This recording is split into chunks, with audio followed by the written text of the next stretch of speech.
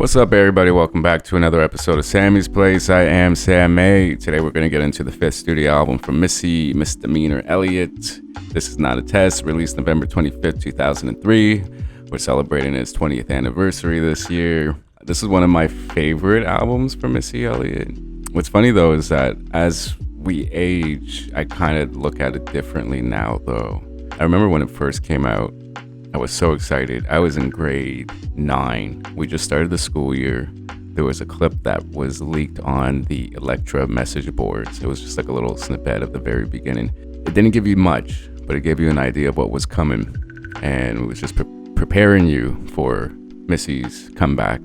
And which was a little bit surprising because normally in those times, artists tend to take a good 2 to 3 years off to make a full project. Missy just came out with Under Construction the year prior, and she was big as fuck. So the anticipation was there. As soon as it was announced, it's kind of like, okay, what is Missy gonna do next? And then the official single, Past That Dutch, was released on September 29th of 2003. I believe we got the premiere on Access Granted when we saw the making of the video. And I think that's one thing that has us anticipating more of Missy is the videos, not so much the music. As much as we love the music, it's her videos just brings you to a different world, and it brings a whole different life to her music. So giving us these dope visuals, her dancing underneath the UFO, cornfield, black leather, and her and Dave Meyers, bro, like it's just like such a good combo right there. You can never go wrong with those two. They really complement each other's crazy styles and wild imaginations so well. Like, you can't go wrong with those two.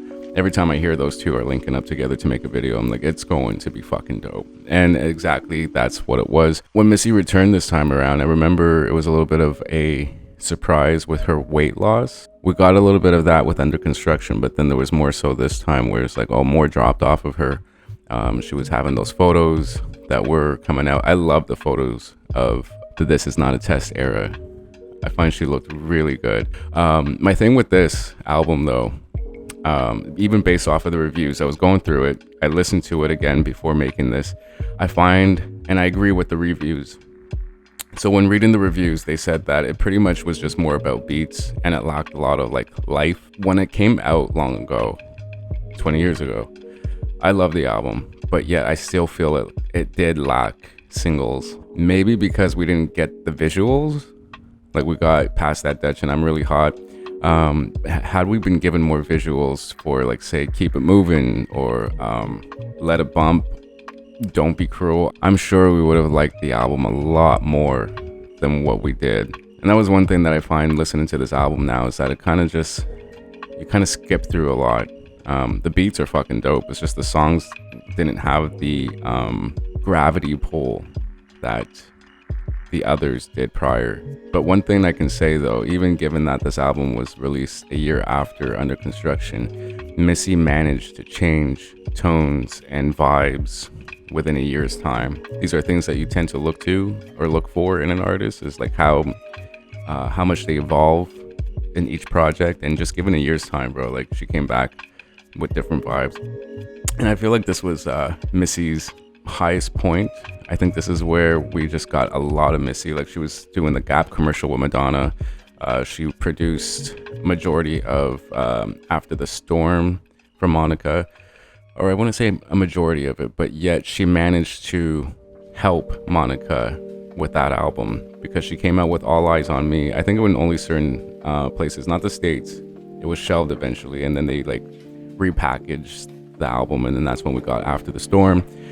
We got So Gone, we got Knock Knock. Every single off of that album was pretty much a Missy Elliott produced and written song. So, except Shoulda Known Better. But because of Missy's help, that album got released, got pushed forward. And I think I would say that's probably Monica's best album, After the Storm. And then you had the VMA performance with Madonna, Britney, Christina, and Missy. Very iconic moment. Can't believe that was 20 years ago. It's kind of like, fuck. Time goes by so fast.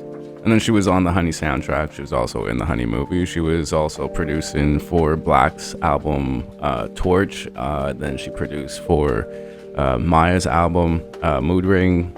she was just all over the fucking place at the time. And others, like there was more even happening. Wyclef, Donnie Stevenson. You have the Eves TV show theme, Rod Digga's Party and Bullshit remix, the Fighting Temptations. I think Free should have honestly worked more with Missy at the time. I don't know what they were doing, Elektra or whoever she was with, but anyways, I'm not complaining. Missy was everywhere. But speaking of complaints, but I remember when the album was released, there was a little bit of some complaints from the fans, given the fact that she worked with the Elephant Man, and it's because of him be homophobic, and majority of Missy's fan base are gay. I remember there was being like comments and the message boards that they were disappointed she would work with someone, knowing that her fan base is colorful.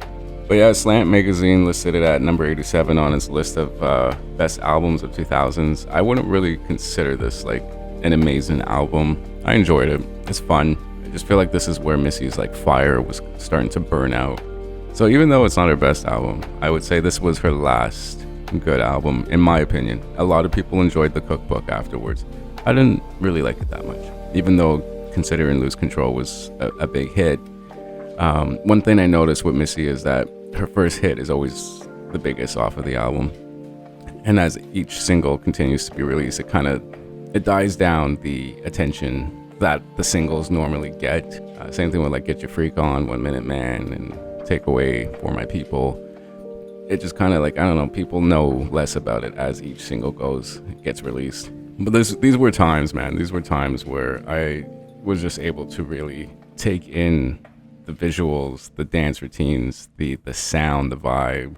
You don't really get that these days. Like, I don't get as excited as I used to for albums. I just feel because they don't put as much effort into the rollout, and the rollout is completely different from what it used to be. You got word that, so and so is releasing a single. Then there was the video premiere, and you watch the making the video, and then you get the first screening of the video right after, and it kind of built up the hype and excitement for it. These days, not so much. Things are so fucking different now, and it's just, I feel it just changed everything for the excitement that one has for something. And I'm getting with the times of just seeing the teasers and the photos that leak while things are happening. It's kind of like those were things that you once tried to avoid, still try to do, but it's more like this is just now. This is the current thing. So I just miss how exciting things were once it was announced that so and so was coming back with something, and you're just really expecting something major and dope, and the longevity of it to last a year, 2 years, or a lifetime. Like the experience of an album, buying it, learning it, studying it, is much different these days.